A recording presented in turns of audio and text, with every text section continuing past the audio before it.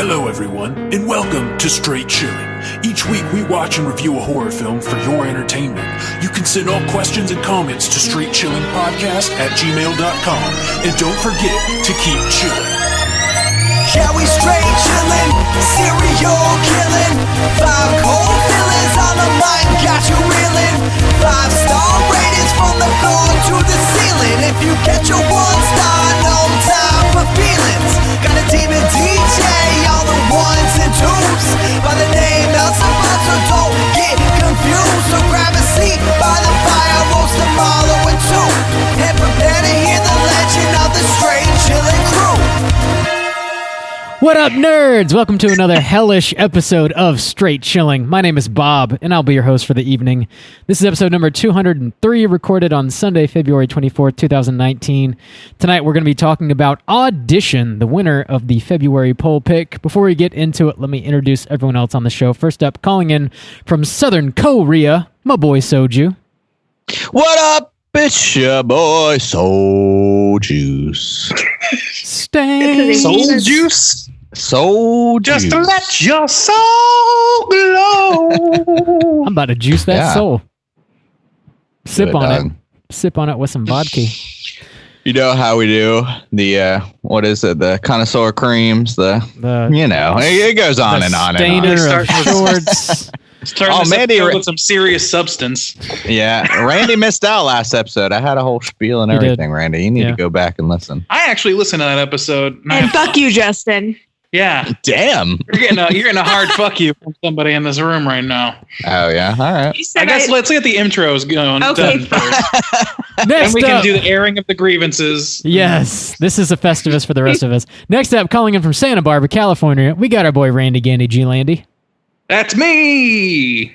That's all I got. I don't know what's going on. Chilling. Happy Death Day to all of us, really. Happy Death Day to you, baby. Randy, top pick 2019. Top 3 at I mean, least. I'm ready to empty my entire bank account to purchase every DVD there is. Good. Do it. Give me them Blu-rays. Give me them steel cases. Got to bury them in the desert. They're called steel books, Randy. Come on. Who gives a single shit, Blu-ray man? Come on. I do. Bob's Blu-rays. Last but not least, also calling in from Santa Barbara, California, welcome back, Becky. Dicky. Oh, God. Hi. Ooh, popping a Q-Che over here. Cute. Shay. Do you feel How's it liberated? going? I do. Yeah. Oh, we're both Wait. liberated. I'm We're liberated. all liberated. Somebody liberated the juice. Everybody, let's give him a round of applause. Someone's liberated somewhere. Becky, it's a pleasure to have you on, as always. I feel like this is strangely an appropriate movie to have you on because you're into some fucked up shit. An Asian woman who kills people. Yeah, exactly. That's precisely whom you are, Becky. I would like to say fuck Justin, though. Uh-huh. I've been meaning to say Why let's go ahead Why? and air out before. Uh-huh. because apparently this is secondhand knowledge. You maybe implied that I made Outrage. Randy lower his score for Happy Death Day to you. I I did did. not even go see the fucking movie. I wasn't in the car with Randy. I was home alone watching This Is Us. So fuck you, Justin. She was home crying while I was at the theater crying. That is true. I did forget. I suggested that Randy's tone had a hint of maybe he got an earful in the car. That was my implication. Is that you too, Brutus? Really? Hey, I gave it props. I said I respect her score. I only said maybe a half star. Mm-hmm. Happy Death Day to you, motherfucker. How about that? Anyway, it's all cool. It's all cool. Turns out it's actually a pretty good movie, so that's chill. I heard That's a hard otherwise. no. It gets harder with every statement you make. It's our first beef of the year, first true beef. Tri-tip. Love it. It's a California thing. It is.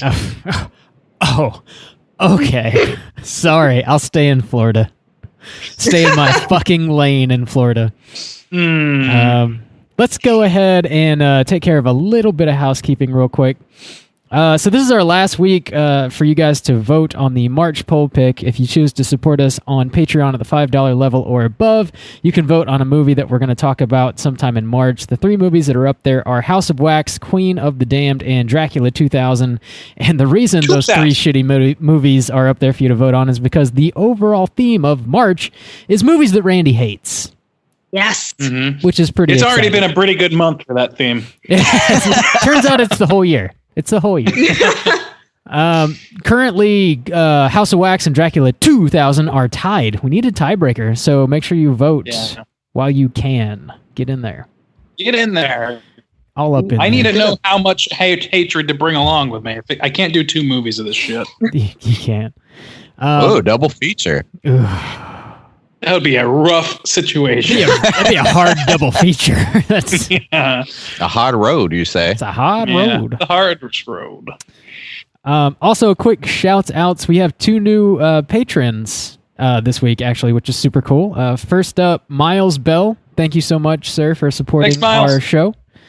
Our big dumb show. And also big thanks to Stalker Stacy for supporting our show on Patreon. You guys rule. Is that dubbed by us or by her? By us, really me, but yeah, sure, us. Let's share it. Let's share that. Cool. Oh, Let's okay. share I it. thought that was I'm glad just we're like disparaging our patrons. her tag.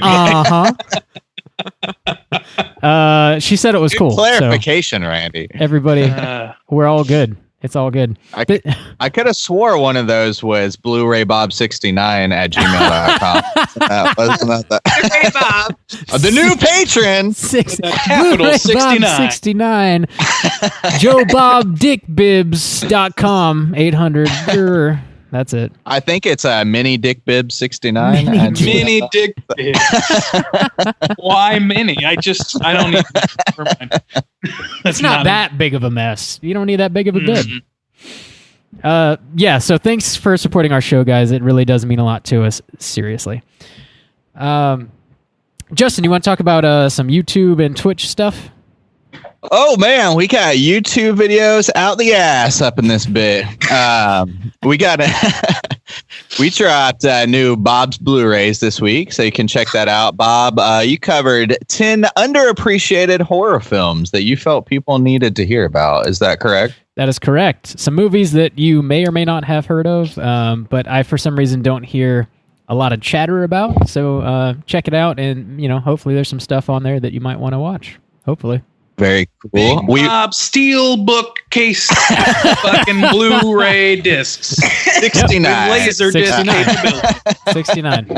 Bob's Betamax 69. Yeah.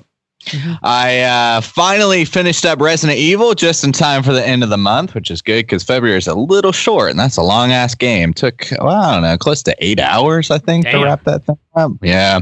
So wrap that up. Shorter than I would have thought, to be honest. Yeah, well, there's like several campaigns too, and so I can't get through all of them for the month. But wrapped up the main campaign. The squad really helped me out several times, so I really appreciate the Twitch community pulling through and helping me fucking play a game. So all of that playthrough is up on YouTube now as well. I finally got around to reviewing the January game, which was Little Nightmares. I dropped a spoiler warning, but it's mainly because there's like some gameplay in there. I tried not to like ruin the overall story. So if you're interested in playing that game, I got a full review like we do for the movies up there on YouTube as well. And yeah, we got a new Bob's Blu-rays dropping soon already. Robbie's reel to reels. Big old Bob's 35 millimeter 69er. What's up, puppy? Yep. So, and also I need a new game for March for the Twitch stream. So if anybody has any suggestions, also just the people have been like beating down the door for us to get that Friday the 13th going. I told them Bob's the one hanging us up, Oh God. Maybe I'll make Right in the microphone.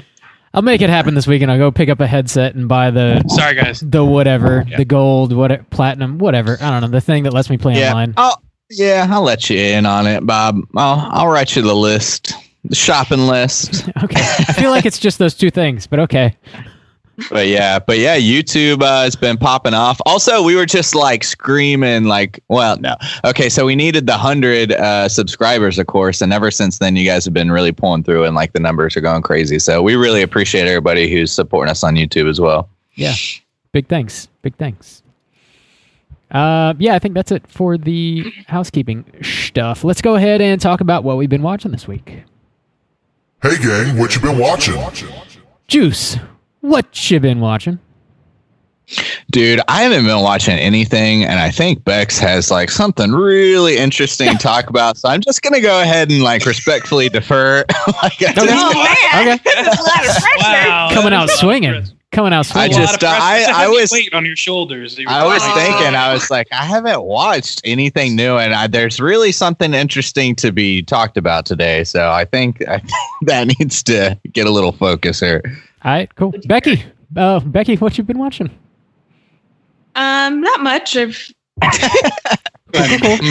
like a lot of something. Cool.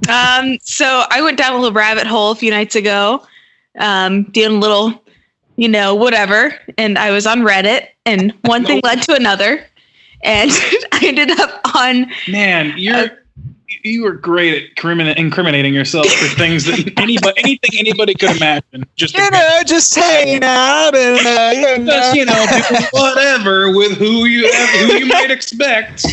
Well, I ended up on the subreddit called Emobles, and it's basically I've heard is that where you send like nice cards to your mom and they're animated? Yes. On email? Yeah. That's it. That's good. Well, I've heard of people who are there like the feedie and the feeder? Like it's a relationship, and the feeder like feeds someone a lot because they like people who are overweight, and that's like sexually attractive, whatever. Oh, so you're talking about pornography. Is this pornography? No, but the Emobles are when people do this to the point where they cannot move anymore. Okay. And the whole point is to like remain in bed and be like immobile in bed to the point where like they die pretty much. Yeah. Like, oh God.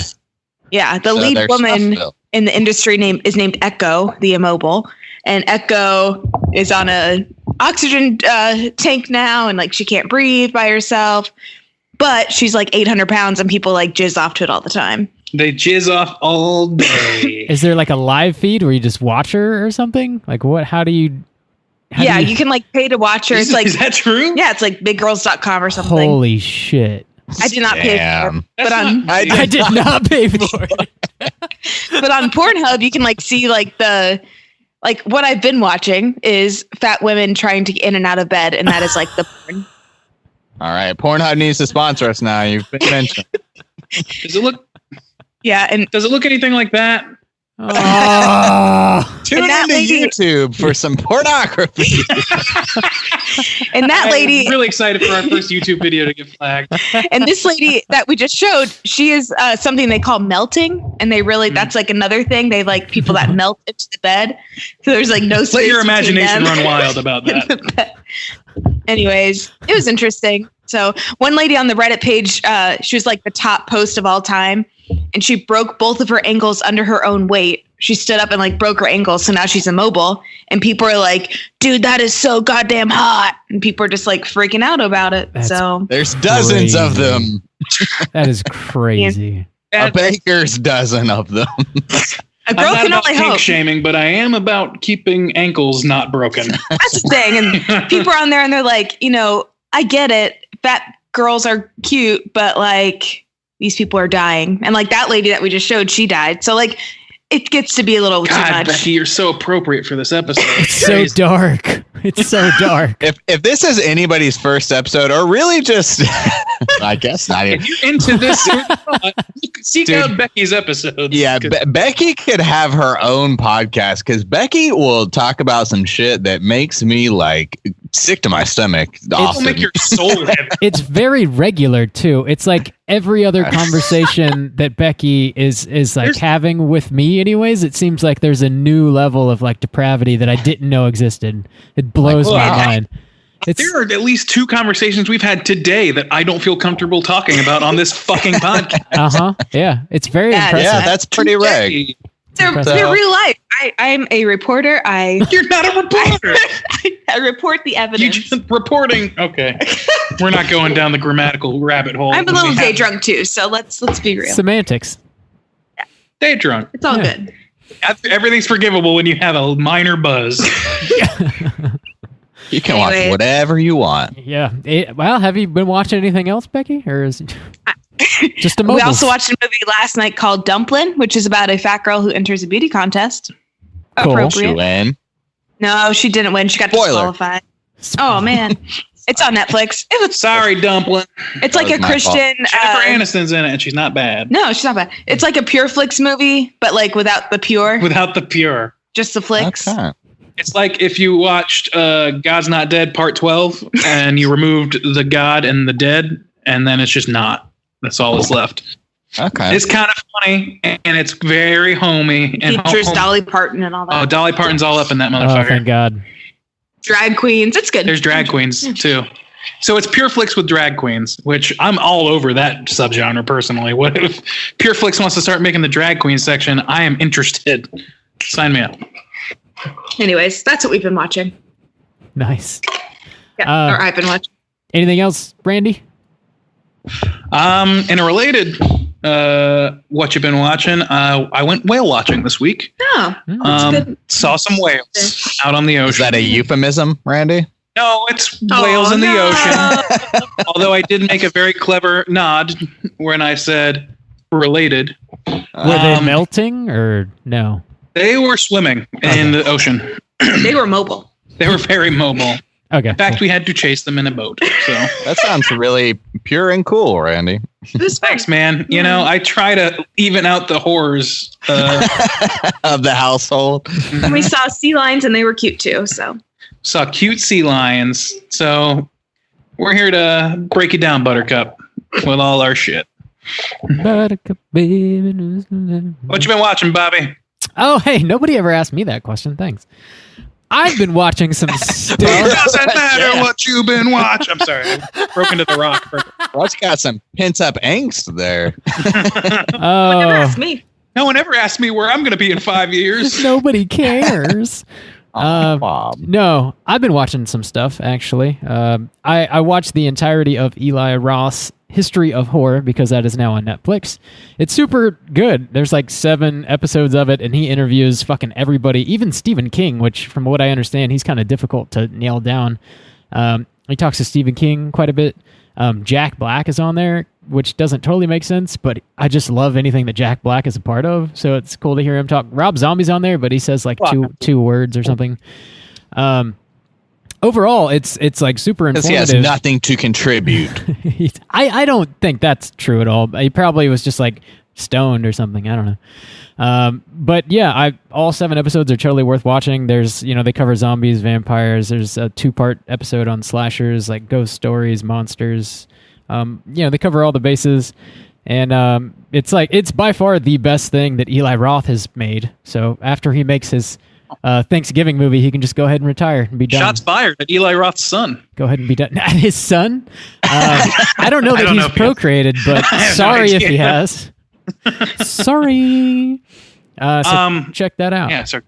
I Real watched. quickly, did Yeah, you yeah. guys watch Horror Noir? Yeah. Did you watch Horror Noir on Shudder? Yeah, Did we talk about that already? yeah. We can talk Okay. about it Oh, again. Rand. I maybe it was last week when I wasn't here, but I watched it since the last episode I was on, and it's great. So I just It want is. to put the plug real quick. It is super good. I also watched a movie called Piercing, so we're talking about Audition tonight, which was based on a book by the same name by an author with the name of Ryu Murakami, maybe. Turns out this movie Piercing is also based on a book that he wrote, and I didn't really know that until the credits started happening in the beginning of the movie. I was like, oh, holy shit, that's nuts. So Piercing is a new movie. It came out earlier this month. It's directed by the same dude that did Eyes of My Mother, which was sort of a big movie, came out a couple years ago. It was shot in black and white. Nicholas Pesh is his name. So this movie is equally fucked up as Audition, I would say. It just sort of, it's shot in this like way that reminds me of like old Italian movies from the 70s, like specifically giallo movies. And the score is Jalo. The score is very much influenced by them as well, to the point that like as the end credits roll, they just straight up played the theme song from Tenebrae. Like I was like, oh okay, kind of wearing their influences on the sleeve there. It was interesting enough. I didn't love it. It seems like there was no third act. Like as soon as the climax felt like it was about to start happening, the movie just kind of ended. So it was sort of a Edging process. A wet fart. It was an edging. Yeah, you gotta watch the next one and the next one and the next one. Eventually, it'll climax. Just like the immobiles. Tantric film watching. Oh God, that sounds awful. So it was aight. That's some fart sniffy bullshit right there. Yeah, I'm really into tantric cinema. You know what I'm saying? It's you don't? Okay, it's no big deal. If anybody would be, it'd be you, Bob. Oh, fuck off. No, he's not a Suspiria boy, so. I'm not. Oh, okay. I'm not, sorry. Last thing I wanted to mention is I watched Lords of Chaos, which is this movie that I guess it's based on this real life story of this band called Mayhem that sort of invented Norwegian black metal in the 80s. And some of the members start to go kind of crazy, and there's various church burnings and murders and whatnot. It stars Rory Culkin, and it's on VOD right now. It got like a limited theatrical release, and it's something that we plan to talk about on the show eventually. We just have to like work it into our schedule whenever we can. Hopefully it's sometime in the near future. But I don't want to talk about it too much because I really do want to do like a proper show on it, but it's definitely like my favorite release of the year so far. I definitely feel like recommend checking it out. Better than Glass? Yeah. Yeah. I feel like that's I just recently heard about that band or a band similar that was like a Norwegian or sort of Scandinavian black metal band. And I don't want to like necessarily spoil it in case I'm right, but like some of the shit that went on in the stories that I heard are pretty fucking insane. So is it a direct, like, is it a story? Is it a movie about them, or is it a movie based on them loosely? It's like, so the first thing that you see on the screen is like based on, I forget exactly how it's worded. It's like based on a true story, made up shit, and what really happened or something like that. So it's like, yeah, loosely based on a true story. And I watched a documentary about the band immediately after I watched this movie. It's called Until the Light Takes Us. It's on Amazon Prime.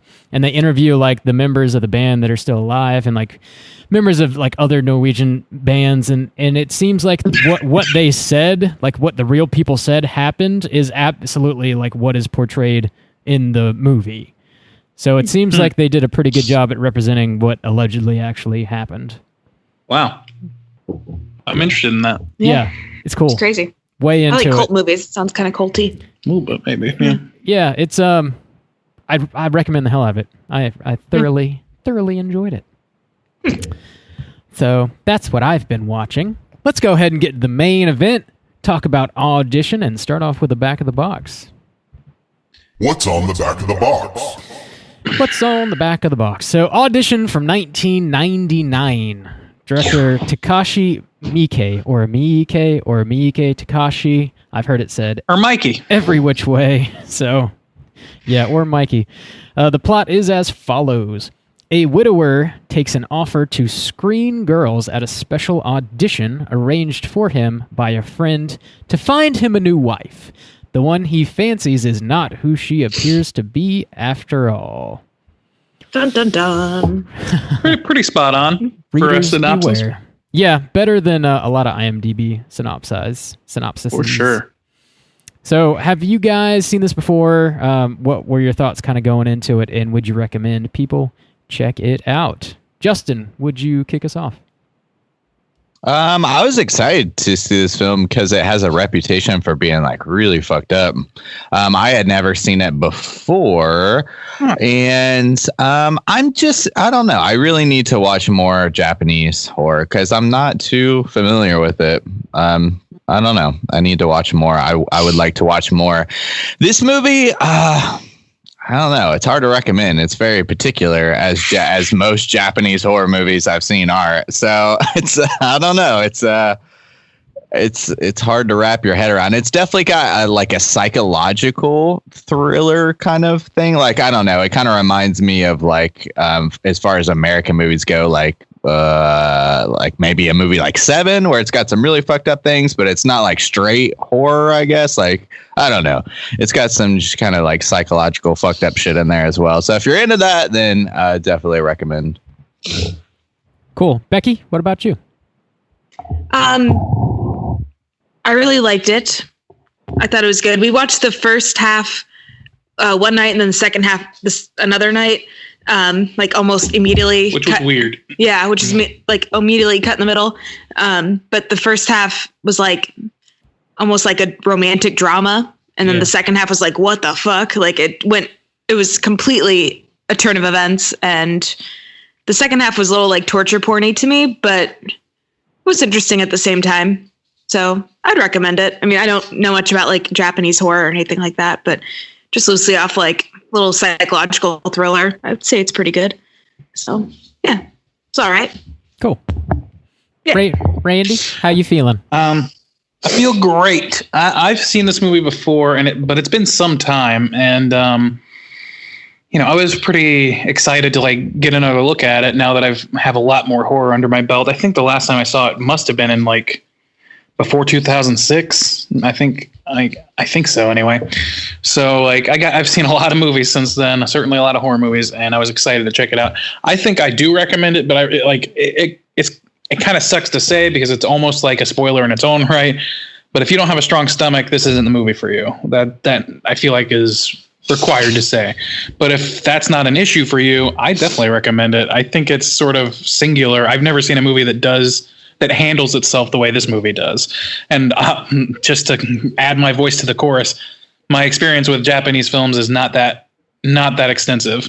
But from what I've seen, I've like the three that like come up immediately to my head are three movies that I fucking love. So they're all very wildly unique, like Justin said. So I think this fits right into that category of sort of unique films from Japan, unique horror films that, are pretty unforgiving. So yeah, I'd recommend it. You just gotta be able to hold it together when things get icky.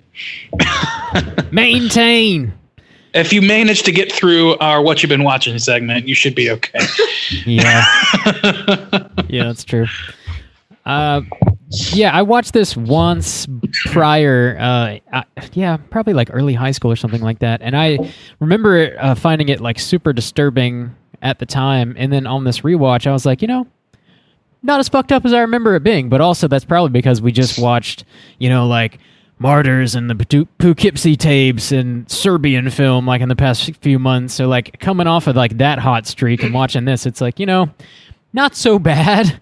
But I feel like I'm getting a little worried about us because I kind of felt the same. I kind of felt the same way. I was like, well, this has a reputation, but I'm fine. Like, it's like, Also, though, like I've seen a few Japanese movies, not a ton, but like specifically Takashi Miike, he's got a bit of like a reputation of making super fucked up movies.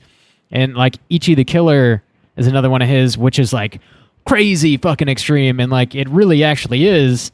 And like Dead or Alive is kind of nuts. This does seem to be like, he's made over 100 movies, so I haven't seen like hardly any of them really. But it seems like this is probably the chillest one that I have seen of his. Damn. I just like, because I was curious about his whole like career, I watched a YouTube video about him prior to this recording, and apparently like he's got a reputation now for like selling out or going soft because he does a lot. He just paints with a wide brush, or he uses a wide net and just takes on whatever jobs that he can find, pretty much, which includes like family films and all sorts of things. So his like breadth of work is like kind of spans a lot of genres as I understand it, which is kind of interesting because what we get over here, like this movie, I think is definitely his most visible movie in the States, like most known, at least in circles that we travel in. So, I mean, and Ichi the Killer is probably right up there. And then, Dead or Alive for sure. So like, yeah, the movies that we know over here and the ones that we like from him are these sort of semi-extreme movies, not necessarily semi, but these extreme violence movies. But he's got like a lot of other things under his belt apparently, which is interesting to me. Yeah, good for him. Yeah. Working man. Yeah, I recommend it though. I do. It's I guess it's not as fucked up as you might expect it to be. Maybe, I don't know, but I recommend it. I don't know. I think for the casual viewer, it's going to be pretty goddamn fucked up. Like, I don't think it was that bad, but it definitely, I won't spoil it, but there's a few things in this world that really disturbed me, and it hit like a few of those things at the end. I was like, so. Okay. There's some trigger points, sure. Yeah, it's mostly like the last 20 minutes. Yeah. Like I think that was the big thing for me, and we'll talk about it in the review, but it took a while to get there. Yeah. For sure. Cool. So yeah, it sounds like we pretty much all would recommend it for sure. I'll drop that spoiler warning and we'll get into the nitty gritty. Spoiler warning. All right. Audition. Let's do it. Mushy. So, I don't know, where should we start on this thing? I think it's, did you guys, I guess, like, while watching this movie, would you categorize this as being sort of like a feminist type film, since it's sort of, like, so, like, our main character, Aoyami, I think is how you say his name anyway, he's, like, an older guy, he's looking for, a new companion. His wife has passed, and his son's telling him that it's time to get, like, remarried or whatever, and he does this kind of, like, weird, like, kind of fucked up, deceiving thing, and, like, holding an audition for a, quote, movie. Obviously, there is no movie. He's just trying to find, like, his next mate or whatever, and these women are, like, writing essays, and they're turning in headshots and, like, showing up and, like, dancing around as if they're trying to get cast in this role that doesn't exist. So he's, like, maybe not, like, entirely predatorial, but he's deceiving in a fucked up way. And then he just... Yeah, I guess that was the thing. It was hard, I don't know. It was hard too, because the start of the movie, like, you're kind of taking a journey with this guy where the first scene that you see is, like, his wife dies when his son is pretty young, like, I don't know, 8 or 9 or something like that, and he stays like a single father, and he, like, works really hard to, like, provide for his son. He never remarries. They have, like, a maid or whatever. And, like, you see their relationship, and it's good. Like, he's supportive of, like, his, like, son's girlfriend. Like, he doesn't seem like, he's not like a cooter. He's not, like, preying on women. He's not this, like, womanizing guy. But then you're right. Then we get to the situation where he's like, well, I'm an older guy now. He's, I don't know, probably like in his 50s or something. And he's like, I need to remarry. And, like, how he goes about it seems very strange. Yeah, it's even the way they talk about it. Yeah, like, he's like, I want somebody, like, classically trained, and, like, he's kind of looking for a younger woman, and I don't know. So just some of the things they talk about, and then eventually holding an audition for women, because, like, some of the women, like, they're, like, taking their shirts off, and they're, like, examining their bodies, and, like, I don't know. It's they're so asking probing questions of them too. It gets like really fucked up. Yeah, like, do you try drugs? Like, are you in the sex industry? Like, I don't know, all kind of crazy things. And I'm just like, I thought it was more driven by the friend that he was with, more than him and, like, the main character. But he himself. goes along. Yeah, but he definitely, like, plays along with it. That's the thing is, like, I don't know about feminists. I'm not really sure where I stand on that. I've heard people, like, bring that up, but I don't know what the argument is there. Yeah. But I do think that there is certainly, like, an aspect of sort of like good guy, like, here's a good guy, but he's not that good, and he's not that good because he has, like, these internalized ideals about what a wife, what a woman should be. And for all we know, like, you could argue that it's just his personal preference, but they're all pretty, like, culturally significant, bench points for a proper wife, a wife with a skill, a wife who can cook or clean or play piano, doesn't have to have a career, those sort of things that, like, they're sort of like sexist tropes, right? So, like, whether or not he is, like, a good father, it has no bearing on whether or not he's still doing a predatory act in trying to find a woman in this way, or holding women to this standard. And so just to follow the story a little bit, at that point, they find this woman, Ayami, who he sort of, like, starts falling for. She's half his age, probably. And he's very taken by... I think they say she's, like, 24. Yeah. Because his son's, like, 17. And he's like, oh, not much older than you. Yeah. Well... And his son's, like, stoked about it. He's like, cool. But yeah, so from there, like, he starts, like, sort of dating her, and he lies to her and tells her, oh, the movie didn't pan out. funding fell through, so sorry, there's no movie, but I'd like to see you some more. And she's perfectly happy with that, it seems like, and she's very meek and very submissive and hitting all of his like bench points again, like sort of like not so empowering feminine tropes. And it kind of like ends up biting him in the ass by the end of the movie. Like, so I guess there is an argument for that, although I'm not sure if I was reading it that way as I watched it. It's hard to tell too, because like they show all these scenes and she's a really, you know, like sweet girl, and she's like, I like my family, we're just not very close. It just, you know, very neat conversations. And then they replay all those scenes and she's saying all these fucked up things. So it's really hard to tell like what's true and what's not. I guess you could say like maybe she was saying all the fucked up things and he was just like choosing to see her as this like perfect like, trophy wife type thing, or not. I don't know. See, sorry, go ahead. That's like where we'd have to like figure that out, I guess. Yeah, that's sort of like, that's where things in this movie sort of get bizarre because, okay, so like we mentioned kind of before, it starts out like the first maybe 2/3 even of this movie are pretty much a direct dramatic romantic, or not comedy, excuse me, a romantic drama about a couple forming with a few hints of something not quite right. Like a runaway bride sort of segment. They even have like crazy montages and stuff. So like you're really lulled in this sense of passivity, but then they like pull the rug out from under you and you find out like all these horrible things. But the way you find out is almost like through a dreamlike sort of state. There's sort of this dream logic thing going on where I'm not really sure what to make of it. At the point, okay, so at a certain point, she makes him promise to love only her and only her alone, and he does. And then they like go away, and that's like his proposal. Like they're going away like for the weekend, and they go to like this hotel on the beach, right? And so go ahead. No, well, I was just gonna say that's what you're right. There's like a split there where like in one scenario, she like books it, and he has to like hunt her down. And in another scenario, he wakes up in that same situation and she never left. And he's been dreaming these fucked up things. But then when he goes back to sleep, he's like back in the nightmare. So it's like, well, wait a second. It's left to interpretation, I think. Yeah. I kind of, the way I was interpreting that is like there are 2 points in the movie where he's drugged. So, and like both of those points are when he kind of revisits certain scenes that we had already seen before. And I was thinking, like, as he's being drugged, he's like having these flashbacks in his brain, and they're sort of like, I guess, lifting the veil in a way to where we get to know the Asami character a little bit better, and like showing more of her past and why she is the way she is. It's kind of like how I interpreted those scenes, anyways. They're obviously up for debate, but when he's like tripping balls on drugs, we're sort of like getting to see further into her character because she doesn't offer it up normally, Right. She like what? There's literally scenes where it's almost like they cut.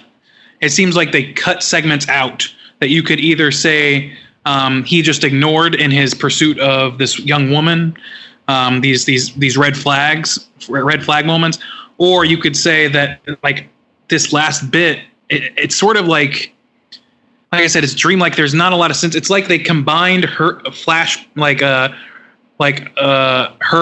flashbacks, her memories with his drug trip, with his dream. Yeah. So like he gets information that he really shouldn't have. Like if you take it as purely a dream state, he's getting new information, so he shouldn't be able to do that. Yeah.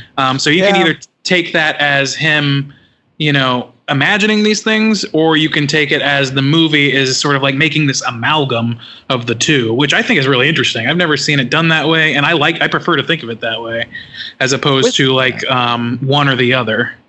With the drug state too, she could be like monologuing. I thought that too. Like, I fooled you, and like she's talking about that's how his brain is processing it, because we've already seen that like they went to dinner and she told him these lies, but then like now she's like coming clean. Maybe that's interesting. I thought that too. I wondered if maybe she was speaking to him in his drugged up state, and then causing those things to infiltrate his nightmares, where he's like, they're nightmares because people are like.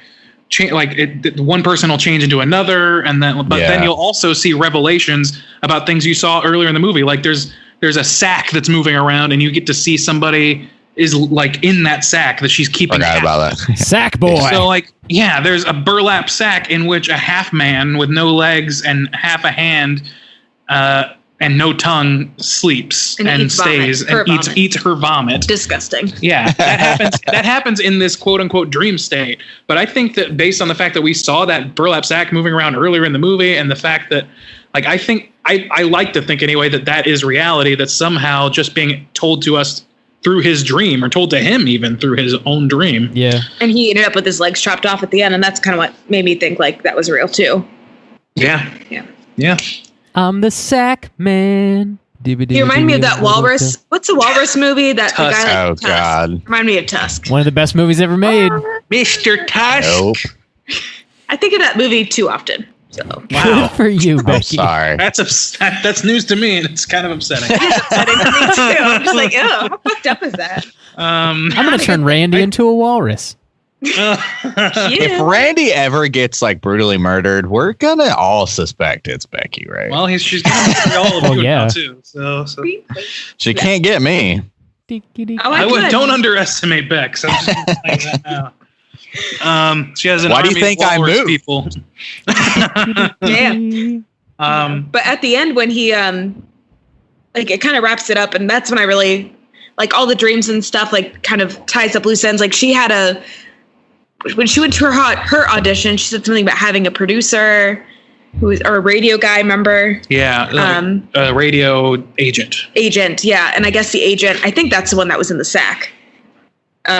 It's not really explicitly stated, but Yeah. I kind of feel that. Yeah, I think so too, because the only other person it mentions, like we know that she murdered, is the guy who owned the bar. Yeah. And they said that they found his body, and amongst his chopped up remains were the extra body parts. And we find out that those extra body parts came from that guy. And the only other guy that's mentioned is the music executive. Well, there's a music executive. There's The ballet her instructor. abusive uncle, and a ballet instructor. And I don't know if like the ballet instructor could be her uncle. He could be. I think he is. the radio- Yeah, he is. Like He it's is. kind of I tough. think he is. They don't they don't explicitly tell you.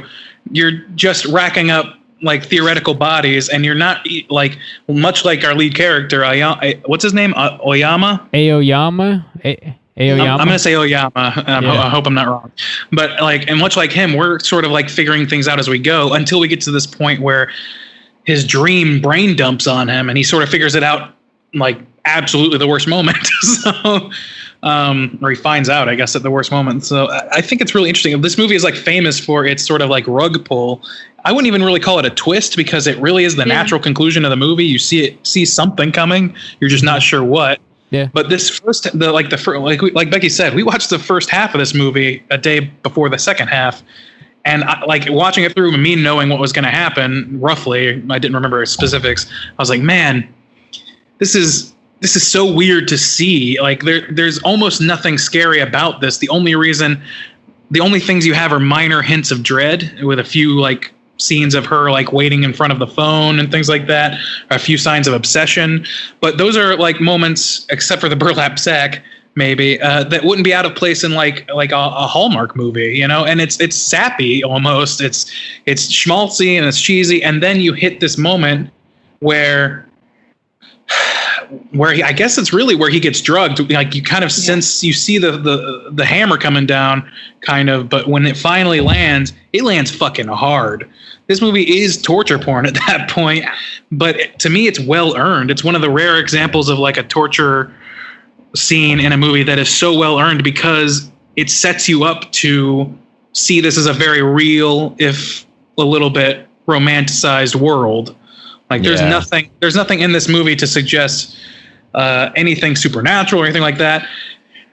But man, so it just kind of heightens the insanity of that last bit. And let me admit, the sound design in this fucking movie is so good in those torture scenes. Yeah. She's a good actress too in the torture scenes. I think she really played off like the insane, like obsessive type really well at the very end. So She cried. I was like kind of spooked out by her. So I guess like the two fucked up scenes is the one we finally get to see like what's in the sack. She lets out the guy, and What's in it's the sack? Yeah, it's I guess the music producer, and he has his leg or his I don't know, not his full legs chopped off, but I don't know, below the calf or something. Yeah, His calf. feet chopped off. And then she feeds him nasty vomit water, which is pretty heinous. And then also too, she gets old dad and she drugs him again and essentially just lays him out in the living room and tortures him. She specifically says you are paralyzed, so you can't move, but all your nerves are fully awake, aware. So you're gonna feel all of this pain, and she just starts sticking him with needles. And I think the biggest one for me was she's sticking them in his eyes, which is fucking gnarly, and just leaving him there. I guess part of it was keeping his eyes open too, because it was kind of under his eyelids or whatever. Oh, but the thing that got me is she sticks a whole bunch of them in his chest, and she's sort of straddling him, and after she's done sticking him in there, she just scoots across them all and snaps them. That's a deadly scooch, man. God, that's a bad scooch. No. There's not many things that gross me out, to think about, but I don't like vomit, so that was definitely checked there. The guy's eating it like it's dessert. He was super stoked, and then I don't someone in middle school told me, I'll never forget the bitch. She said something about. She's wouldn't it be gross if someone gave you a paper cut in your eyeball? And I was like, you bitch. It still grosses me out, and that reminded me of that, the needles in the eyeball. Lucky for her, she'll never have to worry about it since she's 6 feet under Becky's old house. So it's so gross. And then also needles. I hate needles. So the three of those things really man, it was a little much. That they go hard in this fucking movie, and there's there really isn't.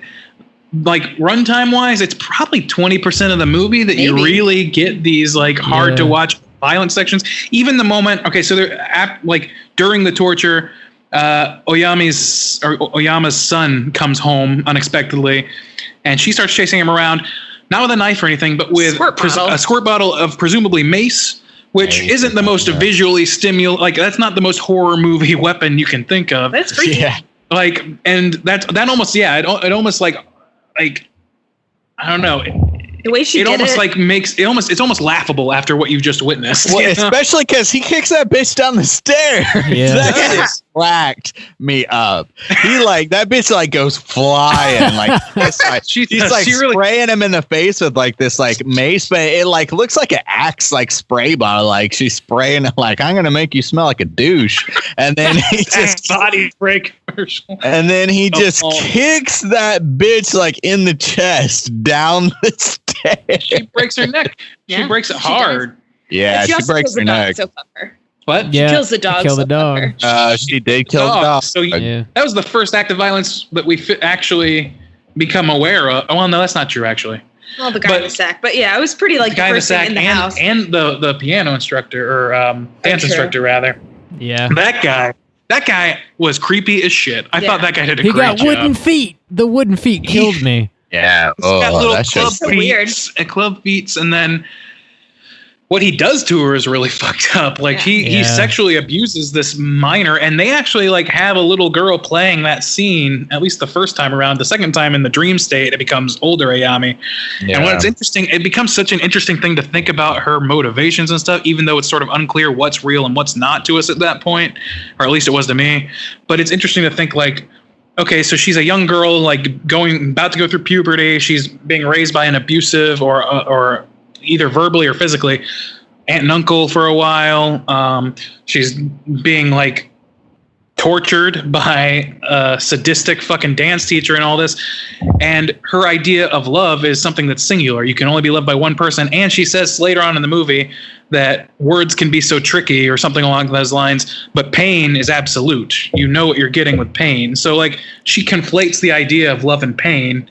She conflates the idea of love and torture. I think that her torturing this guy is an act of love as much as it is an act of retribution for him loving his son as well as her, which is kind of his big like that's her stated reason for doing this to him. Is like, you said you'd love only me, but you have a picture of your dead wife and you have a son that you didn't throw out, I guess. Or she was saying like, even if I give all of myself to you, you'll never give all of yourself to me because you have your son, you love your son. And that's the whole reason she cuts off people's feet, is so that they can't leave her. It's like she's completely like 100% possessive of them in this really fucked up way. And when she starts cutting his feet off, she uses like a piano wire or something like that, and just kind of wraps it around the ankle and just starts like sawing it. And as she's doing it, she looks so stoked.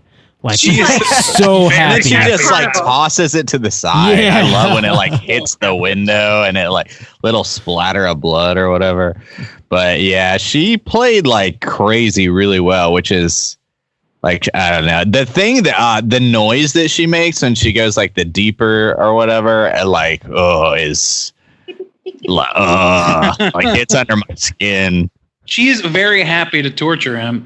I don't think it's out of love though, like you said. I think it's just. I think it's like both. She's fucked up. I don't think that it's like serial killers. Like, I've watched Mindhunter. I know a thing or two about serial killers. And let's say like serial killers often like sort of like, if they're often abused when they're young by people that are supposed to love them or that maybe do love them in a fucked up way. So it's this weird conflation of the two to me. I think she's definitely doing it in retribution. She's definitely enjoying the fuck out of it. But I think part of that is because she feels it's like the most intimate thing that you can do with a person. Yeah. Yeah, it's hard to say though too, because she specifically says like I know your deal, like I know the audition was fake, you're having women come in here. So at one point it is like she's like punishing these people because she does it to like all men, and so she goes after like a music producer or whatever, a music executive. It's all like men in power who seem to like exploit women for their benefits.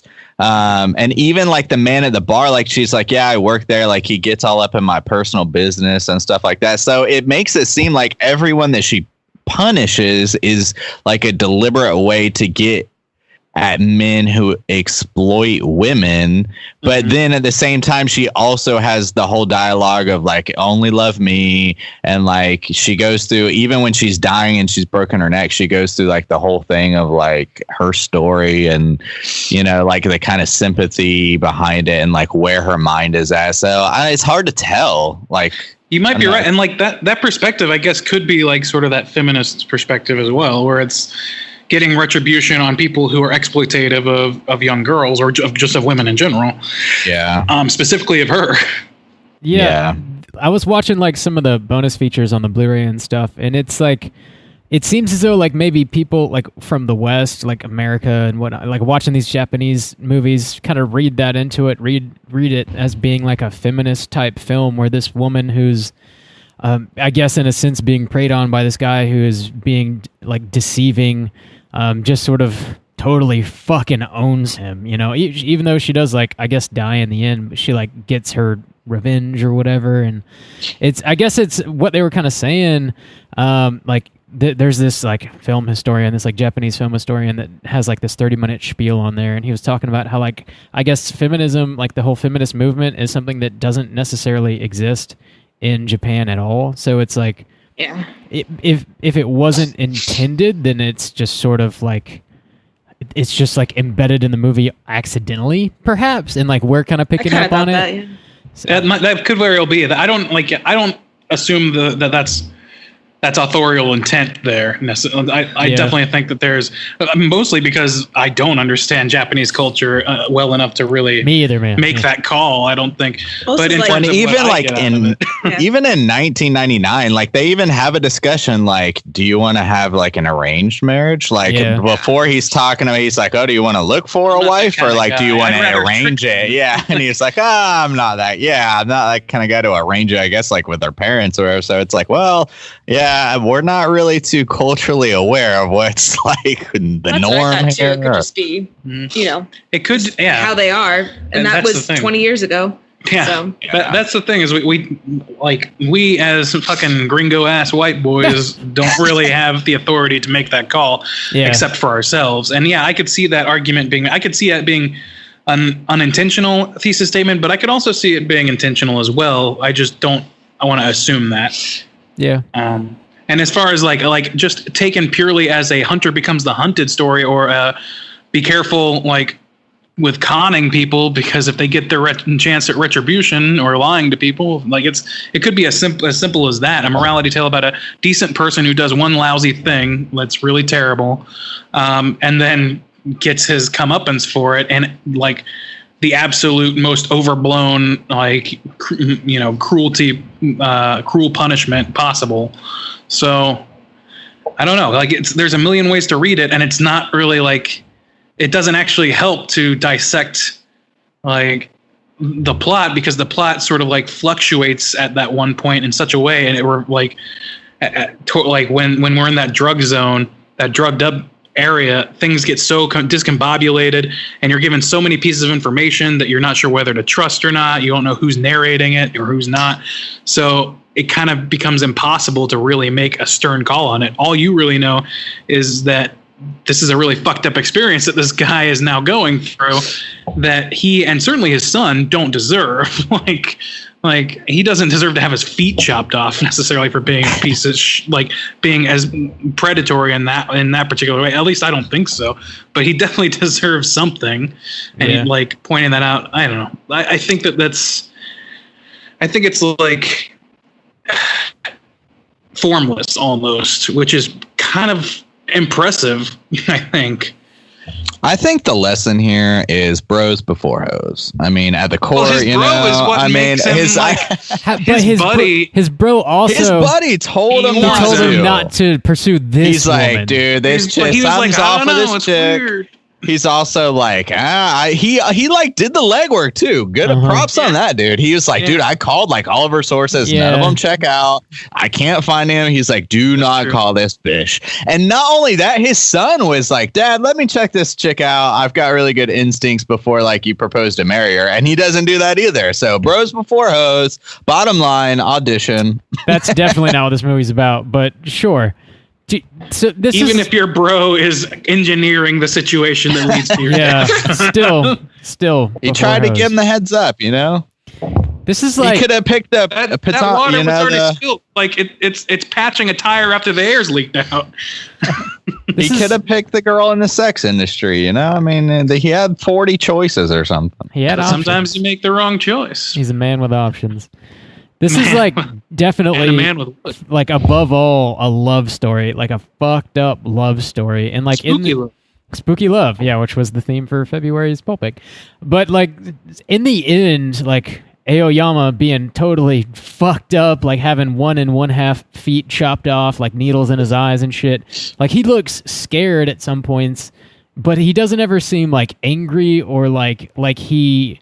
Like whatever he was feeling for Asami, like he's still like in the end, even in the last scene, still looks like he is like in love with her, despite all this like horrific shit that's happened to him. Which you're is right, crazy. actually. Like I didn't think about that, but that actually does play into this idea of like trauma and love and torture and pain being like it was ingrained in her. It seems like, or like a combo for her.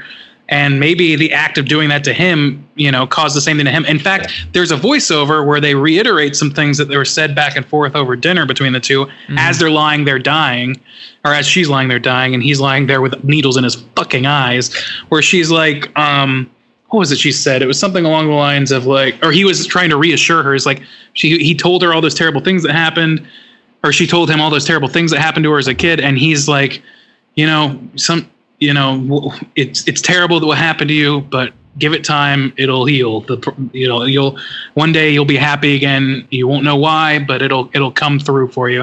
And and that's only true to him because he's never had the sort of torture that she had. And so she gives him that torture, and he'll never grow back his foot. So he's damaged in ways that he cannot come back from. Like not fully. So it's kind of interesting. I think maybe you're onto something where that she sort of transferred that like weird fetishization, like bastardization of love onto him somehow. Yeah, I don't know much about Japanese culture, but maybe that's sort of an ongoing theme, like just these people being tortured to achieve like what they want or what they think they want, or I don't know, man. I just thought that was probably the most compelling scene. Was like that very last shot where like he is fucked up in like crazy ways, but he still is like looking at her, and she's like laying on the floor, and he just seems like he still is crazy about her, and it's just like holy shit. That's that whole 2 hours. That was like the craziest frame to me. I don't know. He definitely doesn't get mad. I mean, I think it's up to us to decide whether or not he was still in love. To me, I was he was like looking at her, and you could argue that look was like, I can't believe you fucking did this to me. I can't believe that I let this happen to me, and not necessarily angry, but just sort of like literally in physical and mental shock. Yeah, like who knows? Like he's watching her speak as she has already died. Like she's clearly dead, and she's like he's visualizing her speaking words that she said to him days prior. So obviously he's not in a great place. True, mentally. They were either. I forget exactly what she was saying, but it was something along the lines of like she was glad she met him, and they're very sweet things. They weren't like crazy things. It just I don't know. And he was definitely hallucinating that or whatever, because he was drugged up, whatever she like injected into his tongue. I don't know, maybe he was like hallucinating. Well, maybe it was like another way of them saying like, well, he's still looking at her the way that he wants to look at her, even now. That's he's true. Seeing what he wants to see. He's not seeing red flags, even after he had fucking needles in his eyes. That's a good point. Yeah. I guess that would be a good justification for why they showed several of those scenes twice, to where they go and eat dinner, and like the first time she's like, oh no, my family's cool, I just don't see them that much. But then the second time she's like, no, my parents got divorced and I live with my uncle and he abused me. So I mean, if in the end he's had his foot cut off and like needles stuck in his eyes, but he's still imagining her saying like, I'm so glad you called me, I'm like so excited to see you again, I've been waiting for your call, and like he's just remembering all the things that enchanted him. Then that would make sense. Then that would like also give that some like meaning. I want to make sure that I didn't imagine this. Was there a moment there's this that same scene that like they revisit of them in a diner or whatever? In that initially, I felt like there was a couple spots where they had these weird cuts, like weird smash cut. There were so maybe that was him like self-editing, and we just don't know that until the end. Like that. Yeah, we just thought it was like fucked up on the movie or something. I just thought it was like a poor editing choice, but it could be like you could argue that was an intentional thing, like a gap that was to be filled later. Interesting. Very interesting. Okay, yeah. Do you guys have anything else to add before we rate this thing? No. Pretty good summary. So. Yeah, I feel like we kind of touched on everything. Cool. All right, let's go ahead and rate this thing out of 5. Justin, I don't know if you're there or not, so I'll go to... oh, yeah. Oh, there you are. Okay. He's just emerged from lurking in the shadows. I'll rate it from a distance. I don't know if you're there. Out of 5, how do you feel about Audition? I will say that last kind of point clarified some, or like I like that idea, or I like it more after our discussion, because I was originally going to say, I mean, a lot of this movie is just like it takes a while to get there, to get to any kind of like even. And I was going to say one of my favorite scenes was toward the beginning, or I don't know, within the first 30 minutes, I guess, where she's waiting on the phone call. And you see the sack and like it rings and she's like got her hair down, like she does the look up with the smile or whatever. Like I love that because it was so sinister and just the way it was shot, it was so simplistic. Like all you need is like a burlap sack and you're like, what's in the fucking bag? Like the psychological like horror behind that. I love that, but we didn't get like a whole lot of that. And then in the end, they just like crank it to 11. Like she just shows up and just starts cutting bitches up. I mean, I keep forgetting about the vomit scene though. That was like really impactful to me, like really nasty. Yeah. So, But I like that idea of the guy just being so infatuated that he ignores he self-edits everything out. Like, that is really intriguing to me looking back, because I was like, this is so confusing. Like, what? He wakes up several times out of a dream, and at times it seems like she's kind of like a ghost. Like, when she like goes into his like apartment, it's not like she's like walking around. It's got this like floaty effect or whatever. Like, she's soaring through the apartment looking and everything. So at one time I was like, well, what the fuck is going on? But that, I like that idea, especially like for this month, our like love February pick. Like, that's pretty baller. And we get the half star for the Yabos. It's getting it. It's going in there. So I think do we see? when they do an audition, when they do the audition, right. Girls, Okay. just strips nude. She knows what she's there for, I guess. she's trying to hook her husband. No, Didn't work. so I She got the half think star though.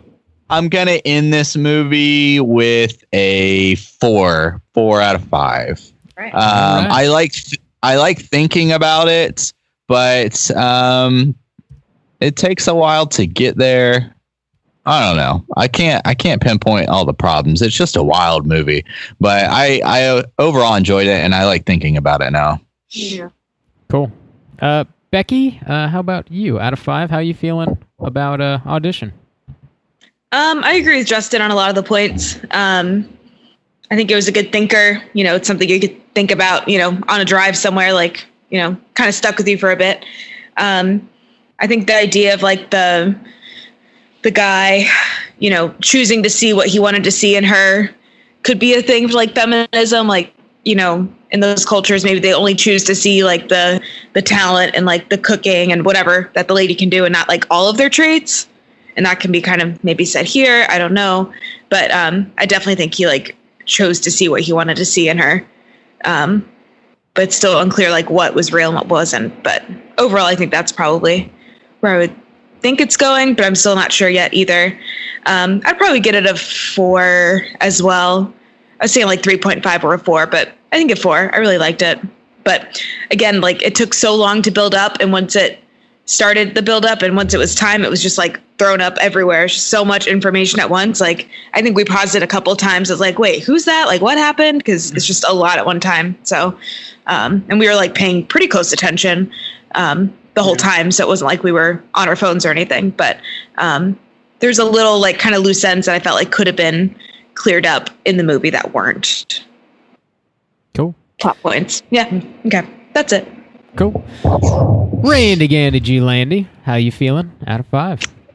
Out of 5, I too am hovering in the 3.5 to 4 area, and I think I like Justin. Our conversation sort of spurred me in the direction of 4, because this is proven just by virtue of having this podcast that it's the kind of movie that can support detailed thematic conversation, which I really enjoy. So for that reason, I think it bumps it up a little bit. I already enjoyed this movie, though. I would say that the biggest detractor for me is the length of the first half, or the length of the non-horror segments. I understand that it had to be longer than you would think, because in order to do what they're trying to do here, which is sort of lull you into this passive state where you think you're watching, you know, a Japanese Hallmark movie or whatever, just to find out you're watching an Eli Roth movie. So I understand that, but at the same time, I think that I could have done without a few of those scenes. I think it could have been trimmed down. This is a 2-hour movie, you know, and I don't know that it necessarily had to be 2 hours to hit those benchmarks. So my mic just fell. I think that really is my biggest complaint. I think other than that, there are maybe a few moments where it's all just sort of towards the front end where I'm sort of like fixated. I watch it, like I said, like I would watch a Hallmark movie, which is to say I watch it and I sort of like giggle at some of the silliness of it, some of the schmaltziness of it. I make little gags about it. And, you know, there's even knowing what's coming, I'm trying to like give it the weight that it's going for, and it earns it. But there are some scenes where I'm like, I don't know, man. I'm like, it's a little goofy.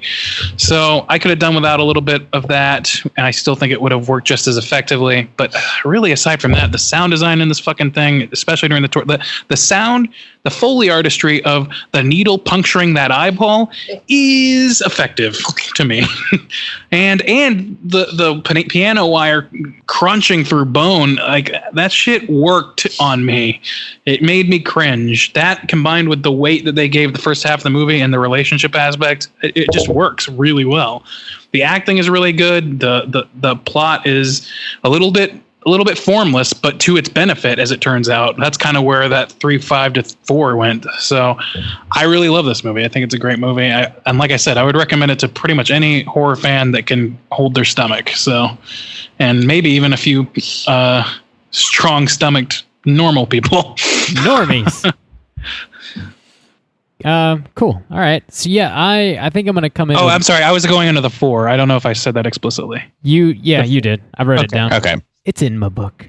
I'm gonna come in with a 3.5 on this one. So like after watching this movie, I felt sort of lukewarm on it, actually.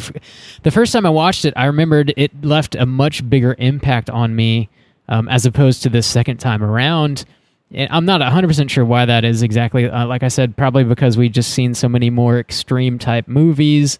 Where at the time in early 2000s when I watched this for the first time, it probably was the most extreme thing I had seen at that time. And it's also, this is a 2-hour movie, and like the first 90 minutes really is just straight up a love story, and the first half is almost like a romantic comedy, especially when they're doing like the audition montage, and you've got like some pretty goofy stuff going on in there. Yeah, and it definitely was well done. It just takes a very long time to get to kind of the point of the movie, which is something that I find interesting, specifically like referencing Japanese films and like Korean films. Not that I've seen a whole bunch, but it seems like every one that I have seen is like between the 2-hour and 2.5-hour mark, or even longer. Yeah, they're usually long. And I kind of love that in a way, because it's like these filmmakers are like, they don't give a fuck about your time. Like they have a story to tell, and they're going to take as much time to tell it as they want. And I kind of like admire that in a way, even if it does feel too long to me. Like this movie did feel too long to me. I feel like you could have trimmed some of the fat, but it's just, it's kind of neat to me that maybe that's a cultural thing where they're like, the artist gets to take their time and make the story that they want to make or whatever. Also, it's like, it's kind of hard to judge this movie because like I am fairly ignorant in regards to like Japanese culture. So I think I know what Takashi Miike was like going for, but maybe I have no idea. Maybe he nailed it. Maybe he didn't. I don't know. So it's sort of, we're definitely reading a lot into it, and hopefully we're somewhere in like on the right page, I guess. But I think it's very interesting, the ideas we talked about, this man like self-editing, like, ignoring like very obvious flags, like it's so very clear, like the first time that they speak, that this woman is not okay. Like she's got some issues, like she's very like underplayed and quiet, but there's like some sort of crazy evil bubbling and seething, and you just kind of feel it from the get-go, and he's just completely oblivious to it, because he chooses to be oblivious to it, even though his friend is like, she's fucking crazy, don't do it. I don't know, that's very interesting to me. And like also the idea that he's still, even after like getting his fucking feet cut off, he's still like choosing to ignore that shit, or at least seemingly. I don't know. There's some interesting stuff here, but I'm gonna come in with a 3.5 overall. That's gonna put our aggregate at a 3.9. So let's go ahead and get into our Rotten Tomatoes segment here and see what the critics and users have to say about Audition. Certified fresh to death. Take it away, Juice. All right, let's hop into it. This is a cool poster on the front. It's this chick with the her needle and her glove, whatnot. She is beautiful, crazy beautiful. Like literally, like she did crazy really well. Let's see. Yeah, 73 critics rated this movie. All right, let's go around the table and guys, try to guess what you think the 73 critics rated this movie. Let's kick it off with Bex. Bex, what do you think? I'll say a 77%. 77. All right. Surprise, surprise. Randy, what do you think? I'm gonna go with the Straight Chillin' Special 69, please. Whoa. All right. Taking it. And Robert, we got 77. We got Straight Chillin' Special. What are you taking? I'm going to go higher. I feel like people were vibing it. I'm going to go with an 85. 85. Oh, we have ourselves. Wait. Let me do quick math. Yeah, we have ourselves a tie. Oh, shit. What? It falls right in between Bob and Bex. It is an 81%. Wow. Yes, certified fresh, officially certified. Reviews counted 73, fresh 59, rotten 14, and is surprising to it, like average rating 7.3 out of 10, but overall 81% on the Rotten Tomatoes score. Certified fresh. Critic consensus is an audacious, unsettling Japanese horror film from director Takashi Miike. What was it, Rob? Yeah, I say good. Miike or Miike. I've heard it both ways. Yeah. Audition entertains as both a grisly shocker and a psychological drama. Yes, that is a good consensus. Sounds good. Yeah. Sure. That's that's one of the few good ones.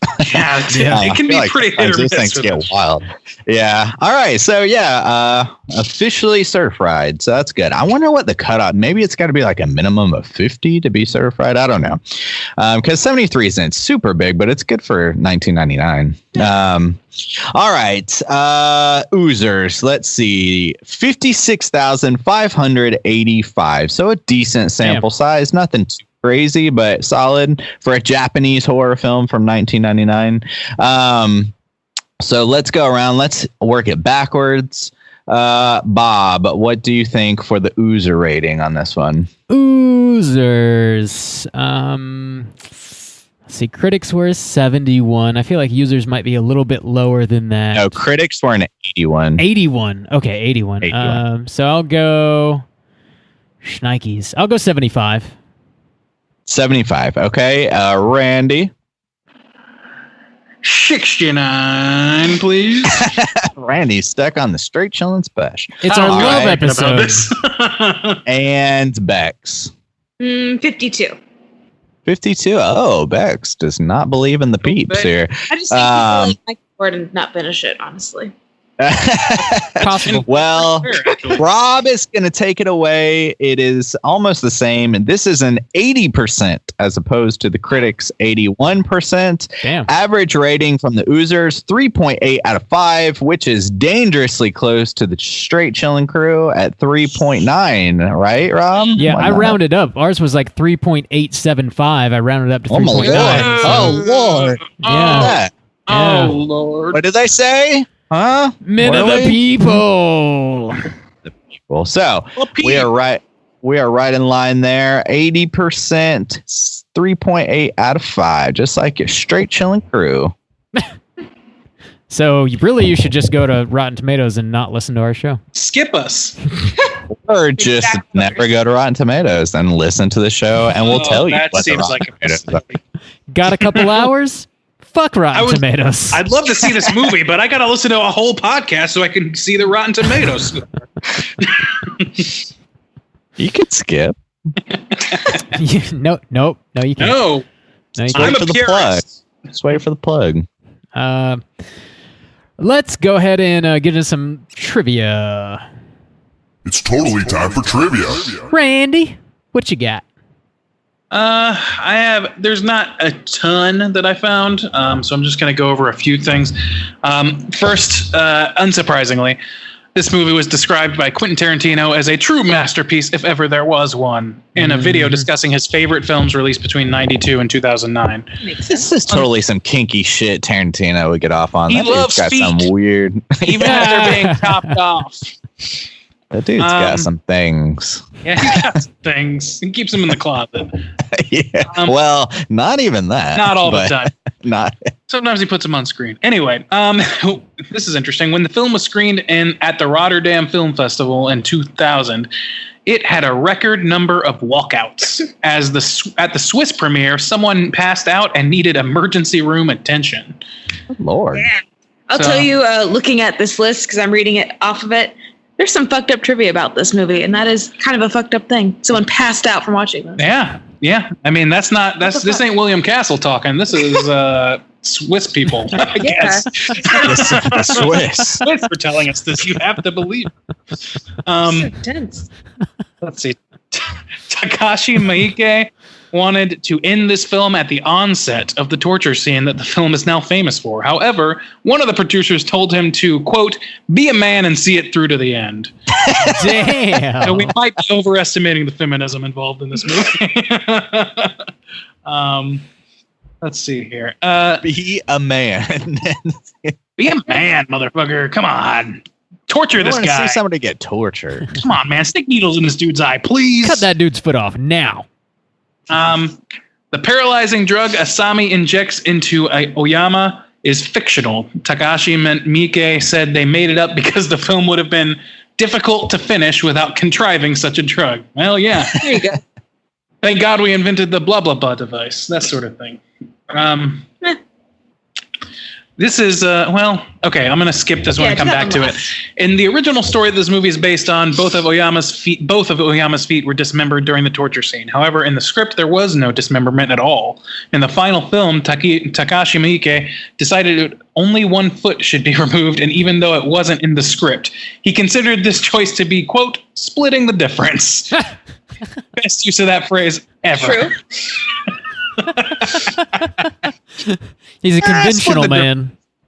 I mean, it's not in the script, but it's in the book. Just do one. We'll just do one. Break even.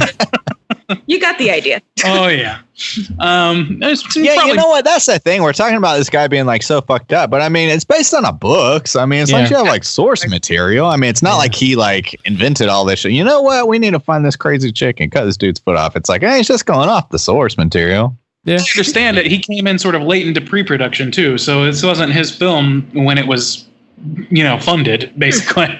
The guy who wrote the book, Ryu Murakami or whatever, he apparently is way into like the BDSM scene, and most like a lot of his books are geared around that. And did he write 50 Shades of Grey?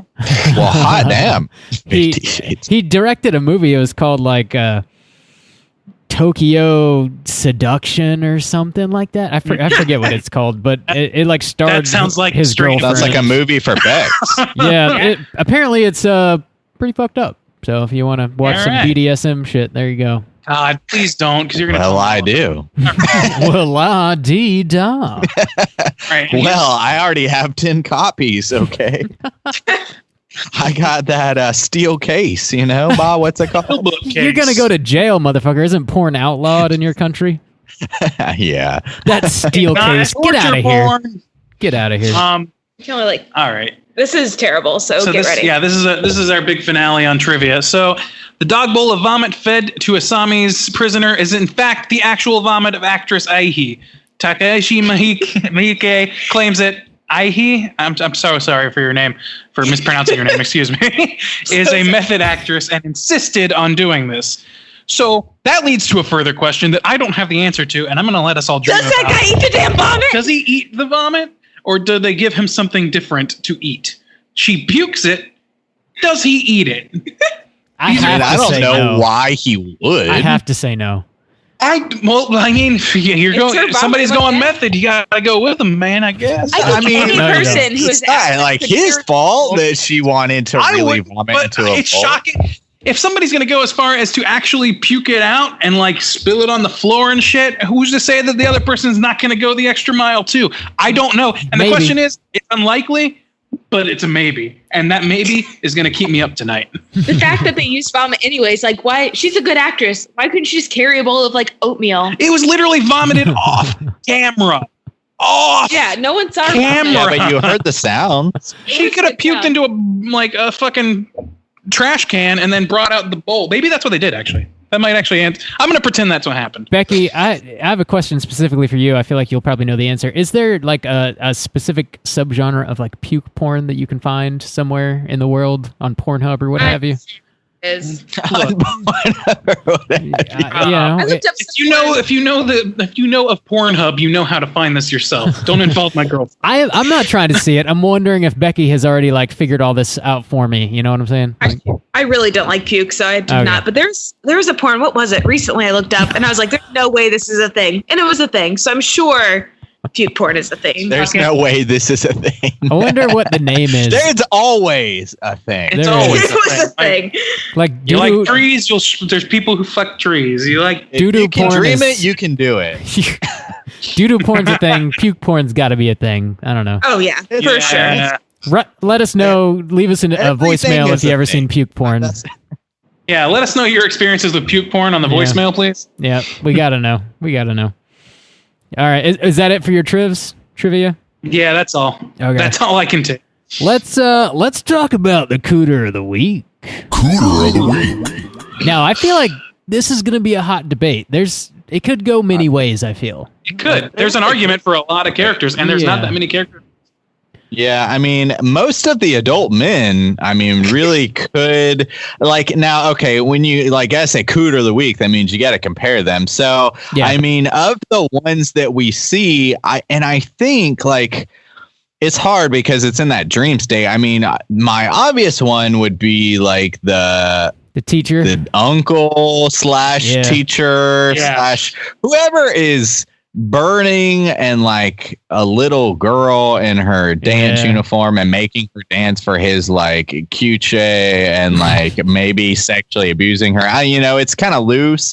And that's the thing. We don't even know like who this guy is really. Like, is he the teacher? Is he the uncle? He's just I the thought guy he was who like, tortured oh, her. yeah, is he yeah. So, I mean, obviously the guy who is torturing and potentially like sexually abusing like a child would obviously be a huge cooter. Like, I mean, that's I think as far as that's cooter of the week.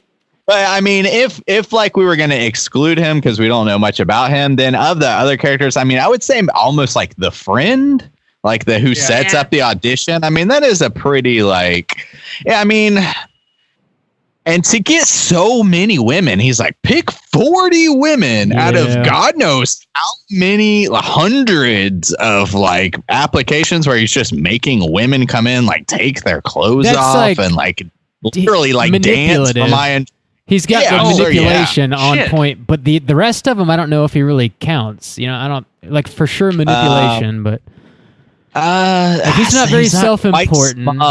It's like sexual deviancy. Like I don't know if that even really applies. Maybe a little I think it does. I think it registers Yeah, on the scale a little bit. I guess, yeah, when you're invading like somebody's like private, like I guess sexual history, bit. like That's true. They ask those weird questions. Yeah. yeah, and also He's like leading having women them on- address. So just the leading women on false audition pretenses, itself, so- exactly. Just the audition itself is like manipulation because like you're like forcing somebody to come in and perform like their best, like dress your but best. it's also and, for sexual ends. So to me, that's also a sexual deviance. well, that's what I was gonna say. I was just gonna say just the audition itself is the manipulation, but then once we see the audition, like the things that they're asking, and like and like take clothes off and let me examine you, and like how many partners have you had? I don't know. And, I like, think even just the audition is sexual because there's no reason for them to hold that fake audition except for sexual gratification for one of them.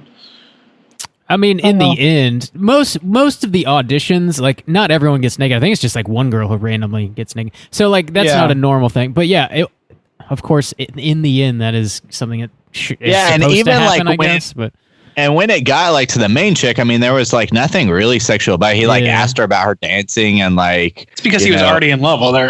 Yeah, well, in his I know, mind, but he's I'm just saying, romanticizing this too. You could have had an aspect of the audition that I guess wasn't so overtly sexual, but it ended up being anyway. So that's why I say you could attribute like to those two factors separately. So I would give it to that guy. Well, I gotta go with the uncle on this one. I think. Well, I mean, I was just saying. Oh, you were off screen for a bit. I was gonna say, like, if we had to exclude him because we don't know much about him, like we don't know. I was saying, like, if we were trying to stick with like a main character who we like has a name and like stuff like that, then I would give it more to the friend than like to like the husband or to the dad or anything. I would agree with that. Here's but I mean, I agree with you. I agree that the uncle. It's got to be the uncle for me. But just to add something that we didn't cover, but I just remembered. There, Oyama has an assistant that we meet like at 2 points in this movie. Oh yeah, we completely forgot about this. That's true. Yeah. He has slept with his assistant, and we don't know that at first. At first, she comes in and says, "Hey, I'm getting married," and there's some weird tension in the air, and he's like, "Oh, okay, great." Congratulations. And he kind of walks away and we're like, what the fuck is that? Is there an affair or what's going on? But they don't come back to it until he's in his dream state later on. And he's basically confronted with all of his demons, which includes him having slept with this girl once, her obviously expecting something in return from him or expecting it to continue. But her just being a mistake to him and his guilt over doing that. We don't know if that happened during his marriage. We don't know if that happened. Yeah. We don't know anything about that. But like just since we're racking up sexual deviancy points on people, I think that's true. I did completely forget all about that. That's almost like an afterthought in general because there's so much else to focus on. Yeah. But it is worth noting that he's at least left some women high and dry for after he got his nut. You know. So it sounds like we're landing on the friend, barring the uncle, because we don't even really know if that's actually the uncle. I would say whoever that guy is. Yeah. Yeah. As a viewer, speaking strictly as a viewer, I don't know who that guy is specifically, but I know that at 2 points he burns a young woman or a little girl in between their legs with fucking red hot pokers or some shit.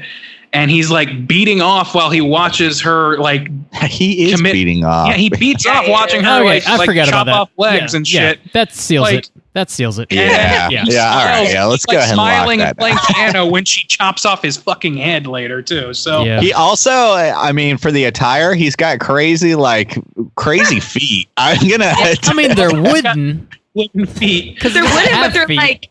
But they're also like wild looking. Yeah. They're like built into shoes or they're wild. And I'm going to throw that. Like if you saw that, you would be like, oh shit. That might be a cooter right there. Yeah. So that's he also says something to Oyama where he's like, oh, have you been with her? Have you seen her?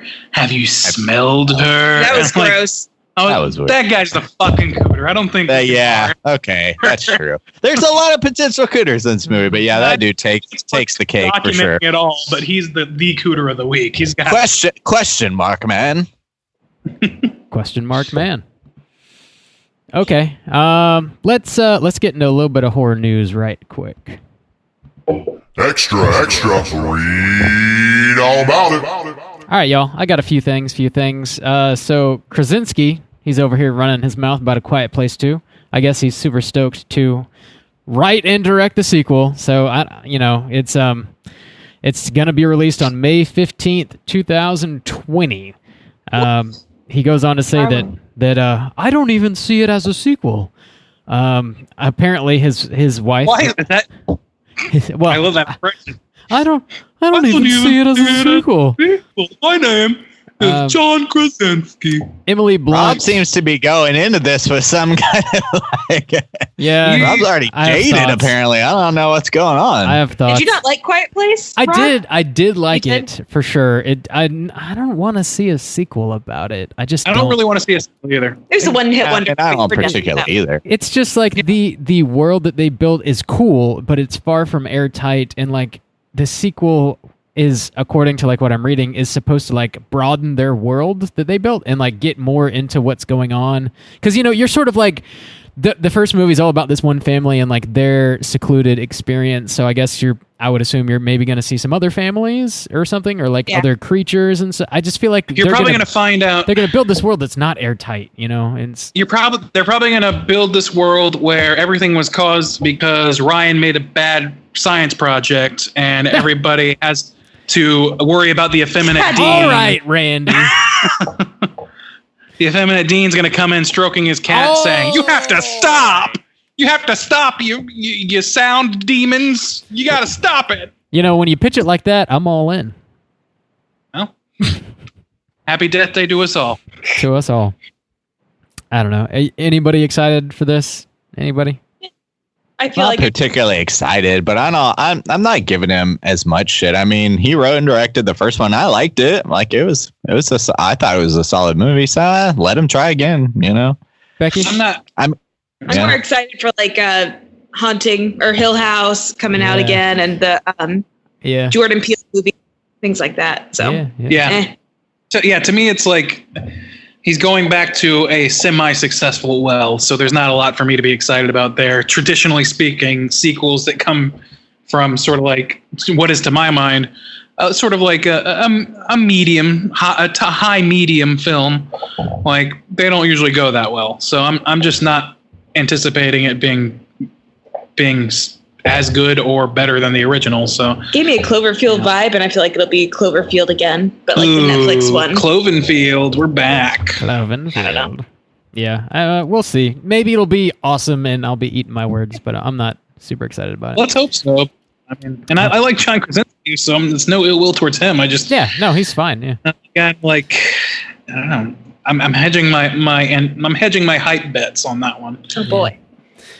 One of the other things I wanted to bring up, Becky just mentioned, actually, it's going to be the next season for The Haunting of Hill House, which is going to be titled The Haunting of Bly Manor, and it's going to be an adaptation of Henry James's The Turn of the Screw. So this is based on like another novel, which I have not read, or it's a novella, I guess I should say, and it's about a governess who is caring for 2 children at a remote estate, and she becomes convinced that the grounds are haunted. So it's similar, but I like that it's based on another book. I don't know. Maybe that's going to be kind of the premise of the series. That'd be kind of cool. I don't know. Like American Horror Story-esque, like different, same idea, different things or whatever. Yeah, I like it. I mean, I was pretty lukewarm on that idea too. I was pretty unhappy with the idea that they would go back to Hill House at all. Yeah. You know, some people mentioned like, oh, they can explore all the other ghosts that are there and why they're there. And I'm like, I think that house is so specific to the Crane family that it would do the first season a disservice to even go back to it. But just to basically tell everybody, okay, it's sort of like what Krasinski's doing, where it's almost like a parallel sort of thing where you can sort of expect the same sort of thrills and chills theoretically, but you're not necessarily going to tarnish the original's reputation or those characters from the original and sort of complicate what we've already seen. So I appreciate that. And I appreciate that from John Krasinski as well. And again, like, good luck to him. I'm not super excited about that, but I feel like Rob, the fact that this came from a novella, that was news to me just now. Yeah. Even though I heard it coming out, that does inspire me a little bit more faith in this production. And I was so in love with that first one that I would be excited to see like a mediocre version of it if it came out with a mediocre season. So same. Cool. The last bit of news I have here is in regards to something that I mentioned on what we've been watching. So Eli Roth's History of Horror, all that is on Shudder now, which is where I watched it. It originally aired on AMC last October. So you're going to be able to listen to all of the interviews that Eli Roth did to make that show, basically. But you're going to be able to hear them uncut and uncensored. So they're... I guess they're going to be in podcast form. I'm a little confused about this. They're going to be in podcast form, but you're able to listen to them on the Shudder platform, I guess. So I guess you can just like play it, and there's going to be no audio or no visuals to it. It's just going to be audio only. So if you... What kind of idiot puts something with no visuals and just sound on a video platform? On YouTube. Right? Anyway, I guess I've just never done that on Shudder before, but I guess they have other podcasts on there. This is news to me. Anyway, it's going to be called Eli Roth's History of Horror Uncut. There's going to be one show that you can find on iTunes and wherever you find your podcast, and I guess that's just to entice you to sign up for Shudder basically, so you can hear the other 11 episodes of it. So episode 1 is going to be his talk with Stephen King, and that's going to be the one that's like available across all platforms. So again, just look for Eli Ross, History of Horror Uncut, and you'll be able to hear him talk to Stephen King for however long they talk. I don't know how long they're going to be. God, I wish Cesar was here to do the Stephen King voice. he has a gift. The man has a gift. And they're going to be the rest of the episodes are going to be, I guess they're going to be posted twice weekly, one on Monday and one on Friday from here on out until they're all posted. Wow. And there's a total of 12. So yeah, check that out. If you like the show, you can listen to all these interviews and whatnot. Again, Eli Roth, just make Thanksgiving and then retire. Just do it. God, just do it. So God damn. Don't even make more of the show that you just praised? No, don't. You're good. You're done. Okay. Well, damn. Eli, you got your marching orders. Yep. Time to walk quietly into the night, motherfucker. Uh-huh. Rob has dictated. Can't wait for Rob's movies Rob hates. We know where to pull from on that one. Man, there's a pretty rich well there. All Eli Roth movies. Ooh, gracious. That'll be a fun month. That's it for the news. Let's go ahead and get into our new voicemail segment here. There's some. What's it called? See, there's some disparity on what it's called now. See, so last week, Randy, you were out, and Justin definitively said this is what we're going to call this segment from here on out. But then you started designing stuff with a totally different name on it. Oh, he did he? So now, I don't know, designer kind of has carte blanche in a way. What did Randy design? What did he design? What is it? This isn't visual medium. It is a visual medium, motherfucker. We have set this up. So should I make this announcement? Yeah, Are you cool with that? Yeah. So just in sort of anticipation, we're hotly anticipating several more voicemails as time comes. And we just want to be prepared for the eventuality that we just don't have time to cover everybody at one time. So we have set it up so that we will be releasing sort of whatever overflow we don't get to, we'll be releasing via our Instagram. It's at Straight. Is it at? Straight Chilling Podcast. At Straight Chilling Podcast. Yeah. I was making sure. I was like, it's one of them is STR8. So I don't know, but Twitter. Yeah. But anyway, so yeah, if you go to our Instagram and check out our story, some days, no telling when exactly, we will have some overflow messages from the further. So a place I like to call the further. So, Justin. So, what's it called? Messages from the further? That's what it's called? Messages from a place I like to call the further. Is that seriously what it's called? That's what it's called, motherfucker. Fight me. It sounds bulky, but I will say when you read it, it's very funny. Like the way Randy designed it, because he's a fucking professional. It looks clean, and it made me chuckle. I liked it. I'm here to make you chuckle and send me your goddamn voicemails. Tell me what you think about our shit, and tell us what you think about fucking Audition. Would you rather have shit stuck in your eyes or feet chopped off? What's your pleasure? Would you rather? Would you rather eat a bowl of vomit or spend 24 hours in a burlap sack? Burlap sack all the way. All the way.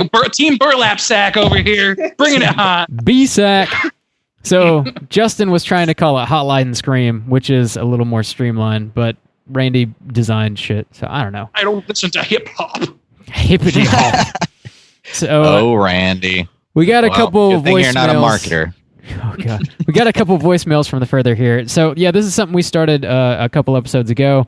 You can call in, leave a voicemail, let us know how much we suck. If you want to do that, the number that you can call is 904-638-3231. So we've got a couple here that we're going to play. First one up, we're going to listen to our boy, Chad. Hey, man. This is Chad from Jacksonville. Really bummed out that Bob didn't answer. Just wanted to say I'm really proud of Bob for picking up that So Spicy copy of Society on Blu-ray. Later. Chad. So Chad is one of our Patreon subscribers, and he has been on the show once before. He's a local fellow, and So the first time I listened to that voicemail, I was like, "Oh, Chad sounds like maybe he's a little bit sick or something." I'm not totally sure. And then he took a screenshot of our hotline number on his phone, and it's labeled as Straight Chilling Hotline. In parentheses, it says "call while drunk." So he was just very drunk when he left that voicemail. That's a good man right there. Fantastic. That should just be the streamline for everyone across the board. Go ahead, plug us into your phone with Look, that preface. If you want to call us, you better be shit-faced. That's mandate. After he left the voicemail, he just texted me and said, "Sorry, I've been day drinking." There's no reason to apologize for that, Montfrere. Fantastic. So, Chad, yeah, he's in the Society Blu-ray that I picked up. Chad knows people. He knows people that work for Arrow Video, which he's big dick swinging over here. So he gets a lot of stuff, a lot of cool stuff. He inspires me to build my collection. It's not big enough. It's not big enough. To build your collection. To build it. Oh, not Blu-ray add Bob. upon it. Oh my god. Oh, Blu-ray Bob. Bob's Blu-rays are out of hand. Mind you, I don't see them I have 6 month gaps. So Rob has a lot of time to shock me again each time I come into town. Oh, Bob. Oh, good Lord. Gracious. Well, thanks for calling, Chad. Especially double thanks for calling Wasted. It's always good to hear from you, man. Next up, we're going to hear from a little person we like to call Stalker Stacy. Hey guys, it's Stacy. I just listened to the Happy Death Day to You podcast, and I wanted to call to kind of give a different perspective, because I know I was pretty harsh. Listening back, I really, I don't know, I don't think I disliked it that much. There were some really cool parts, like there was a part whenever she finally defeats the killer guy, and it was the magnetized thing in the hospital. I thought that was a pretty sick idea. I liked there were some cool shots, but the underlying story of her having to choose between which life to go to, basically, didn't seem believable to me, and I think it just bugged me a lot. I don't know, I think that this random guy you're dating in college over your mother, and you love your mother a lot, their relationship was a good relationship, I think I would choose my mom.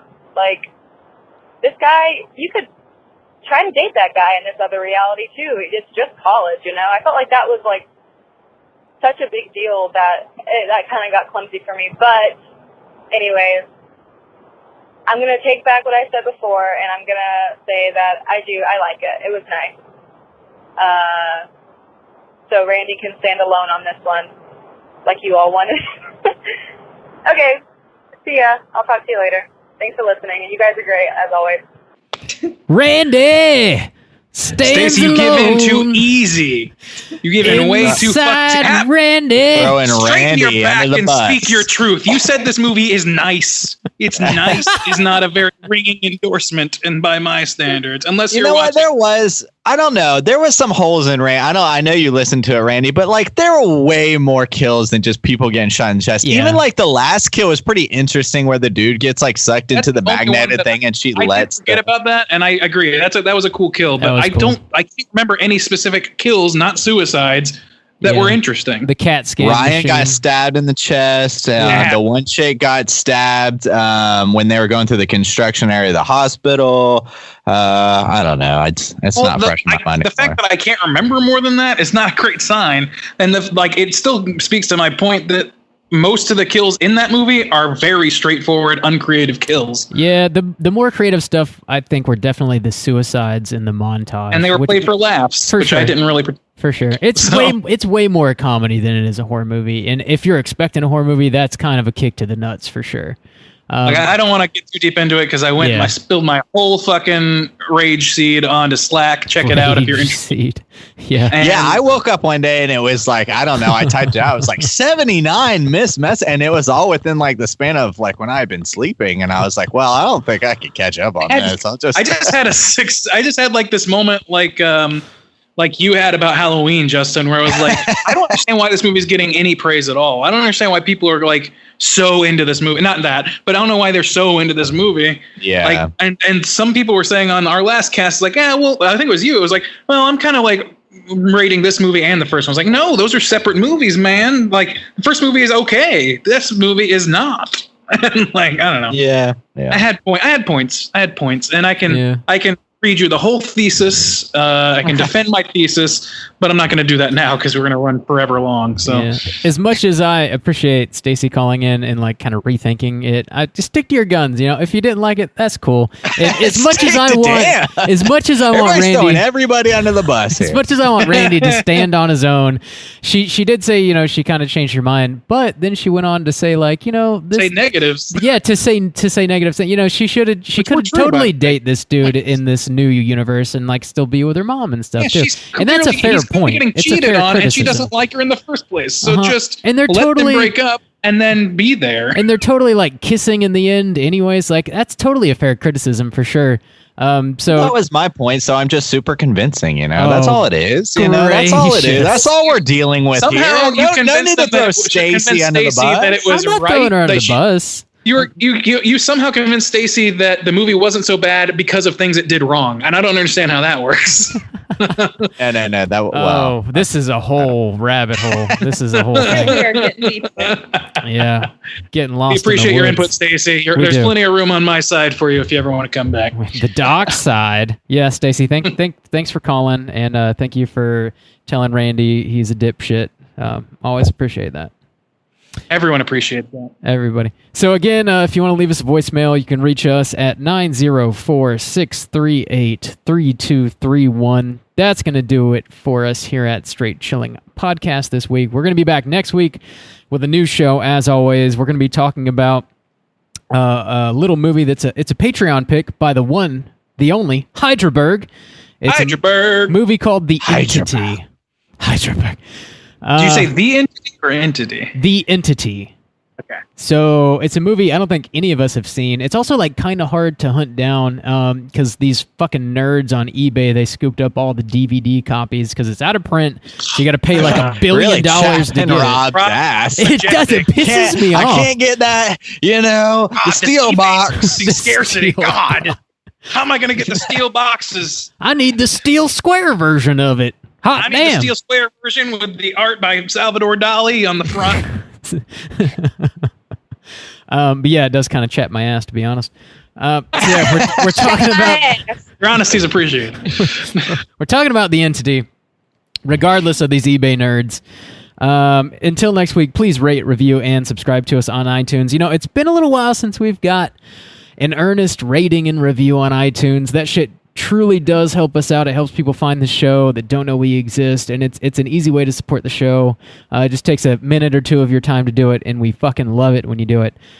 Shoot over some algorithm. Yeah. I've heard that people giving us algorithm is really helpful. Shoot. Just an algorithm. Do it. You can send it by UPS if you need to. Send us some algorithm, and we'll figure out how to put it onto the MacBook. So we got it. Algorithm us. Yeah, that's something. Huh? Oh, fuck. We froze. Better window stalker, Stacy. I see you. I lost you guys again. Oh, yeah. I saw you froze. God. Oh, God. Justin, you were about to say something. I don't know what it was. It's all right. YouTubers will get it. Falsify the name of the messages from the further. So. Oh, Randy. Oh, Lord. All right. Hit us up on iTunes. Leave us that rating and review. You can also find us on Twitter at str8_chilling. We are on Instagram at Straight Chilling Podcast. I guess YouTube on our channel. Here it comes. Huh?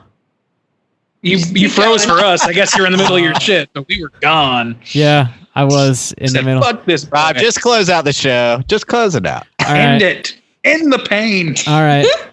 Hit us up on iTunes. Leave us a rating and a review. You can find us on Twitter at str8_chilling. We're on Instagram at Straight Chilling Podcast. You can send us an email through our website, straightchillingpodcast.com.